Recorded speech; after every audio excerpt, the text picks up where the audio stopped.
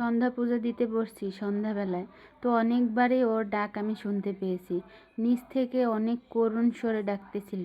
মনে হচ্ছে যেন ওর মাকে হারিয়ে ফেলেছে, ওর থাকার জায়গা হারিয়ে ফেলেছে, না হয় অনেক দিনের ক্ষুধার্ত খাবারের জন্য চিৎকার করতেছিল। ওর গলার আওয়াজ অনেক দূর থেকে শোনা যাচ্ছিল, আমাদের নিচতলা থেকে শোনা যাচ্ছিল। তো অনেক জোরেই ডাকতেছিল। তো আমার পূজা দেওয়া হয়ে গেছে, তারপর আমি উঠে নুডলস বানাতে যাব ছেলের জন্য। তখন হঠাৎ করে ডাকটা শুনতে পাই আমার দরজার বাইরে। তো দেখলাম দরজা খুলে যে কে এত ডাকাডাকি করছে, সে যে বিড়াল সেটা আমি বুঝতে পারছি। তো দরজা খুলে আমি বাইরে যখন তাকালাম তখন দেখলাম সিঁড়িতে একজন ছোট্ট বিড়াল। তো অনেক জোরে জোরে ডাকছিল। আমি যখনই দরজা খুলে দিছি তখনই ও আমার ঘরের ভিতর ঢুকে পড়েছে। ও যেন কি বোঝাতে চাইছে আমি তো ওর ভাষা বুঝতে পারিনি। তো আমার মনে হলো যেন ও অনেক দিনের ক্ষুধার্ত। তখন আমি আর দেরি না করে তাড়াহুড়ো করে ওর জন্য কয়েকটা ভাত মেখে এবং একটা মাছ দিয়ে তারপরে মেখে নিয়ে আসছি। তো ও খুব ভয় পাইছিল প্রথম, ভয় পেয়ে সিঁড়ির উপরে চলে গেছে।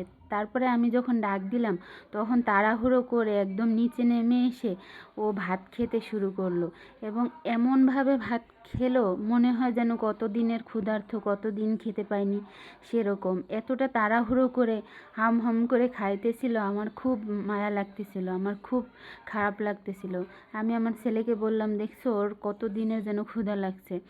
তো ও খাইতেছিল, তারপরে ওর খাওয়া খুব তাড়াতাড়ি শেষ হয়ে গেছে।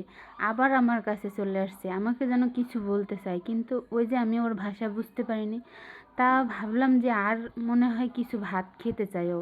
তারপরে আমি কি করলাম, আরেকটা মাছ দিয়ে আর কটা ভাত প্লেটে করে নিয়ে আসছি। ও আবার কি করছে, আমার পিছনে পিছনে চলে গেছে আমার কাছে। আমি যেখানে ভাত আনতে গেছি আমাদের ঘরে চলে গেছে। তো আমি ভাত মেখে ওর জন্য নিয়ে আসছি। তো ওকে আবার খেতে দিলাম ভাত। তো খেতে দেওয়ার সাথে সাথে ও আবার খুব তাড়াতাড়ি করে ভয়ও পাইতেছিল, আবার খুব তাড়াতাড়ি করে খাচ্ছিল। মানে এতটা তাড়াতাড়ি একজন এতটা ক্ষুধার্ত হতে পারে, ওকে না দেখে ওই সময় বোঝা যায় না যে অনেক দিনের মনে হয় ক্ষুধার্ত। ও খাবারের জন্য এতটা পাগল হয়ে গেছিল। তো সব খাবারই সুন্দর মতো খেয়েছে। আমার খুব ভালো লাগছে, আমার খুবই তৃপ্তি লাগছে। তো পশু পাখি এদেরকে খাওয়াতে আমার খুবই ভালো লাগে ছোটোবেলা থেকে। আর মানুষ ক্ষুধার্ত থাকলে তাদেরকেও খাওয়াতে ভালো লাগে। ঈশ্বর এরকম যেন একদিন আমাকে সামর্থ্য দেয় যে আমি ক্ষুধার্ত মানুষের পাশে দাঁড়াতে পারি, তাদেরকে খাওয়াতে পারি। দেখো ওকে আদর করছিলাম আর ও চুপ করে খাচ্ছিল।